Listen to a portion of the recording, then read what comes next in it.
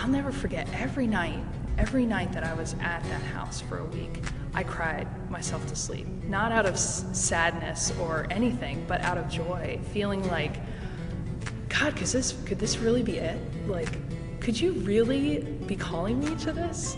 It's craziness. My name is Sestra Liz, and I'm a daughter of Charity at St. Vincent de Paul.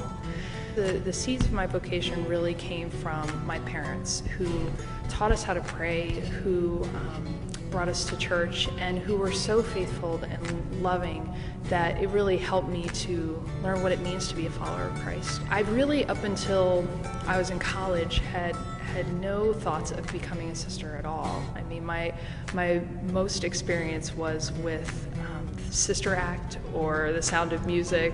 That's what I thought nuns were like. When I was in college, I met the community that I now belong to, the Daughters of Charity, and we went on a service project through campus ministry, and they brought us to Baltimore, and we stayed with the sisters and were involved in their ministry for just a weekend, just a couple days. And it was one of those things where I really felt like everything inside of me, or everything that I had lived up until that point, had brought me there. The sisters and the way they were, it was just like I connected with them so unbelievably that I really just wanted to be around them more often. That was the first thing for me. It wasn't that I necessarily wanted to be one, but that I wanted to do service the way that they did service.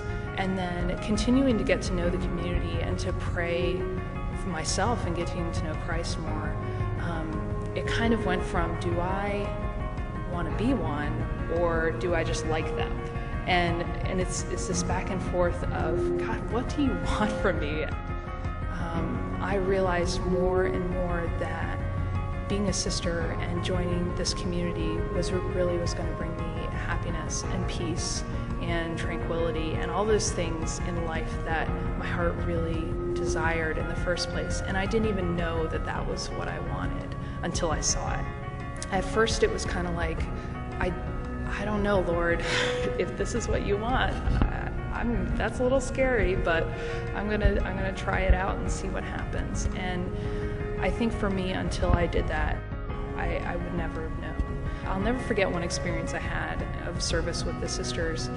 They took us here to Emmitsburg, and we visited a man on the mountain who basically lived in a trailer. He had his little mini trailer, and he had this kind of school bus that was filled with different things from his life, and his name was Richard, and we brought him food, we brought him eggs and milk and bread, and he allowed a couple of us from the college to go into his trailer and to make him an egg sandwich. And I'll just never forget the humility that it took for him to let us give to him, to allow us to come into his space.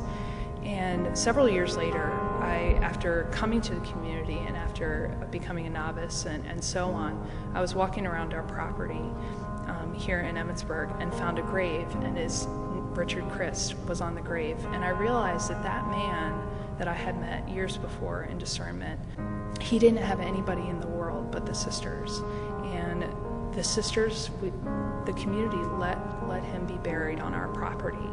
And it came full circle for me in that moment to realize that this was the community I joined. I joined a community that loves the poor so much that we would do anything. We treat them as our family, as our brothers and sisters. It's not just, brothers and sisters in Christ, but it's real. It's something that means something. And since then, it's been one wonderful experience of Christ after another. Not that it's not hard. Things are hard about life always, in any life that you choose, but I need to be faithful. I need to realize that Christ is everything. I would do anything for him, and I just thank God every day that I've joined a community that really wants to serve the poor in whatever way and whatever form that takes. And I haven't looked back.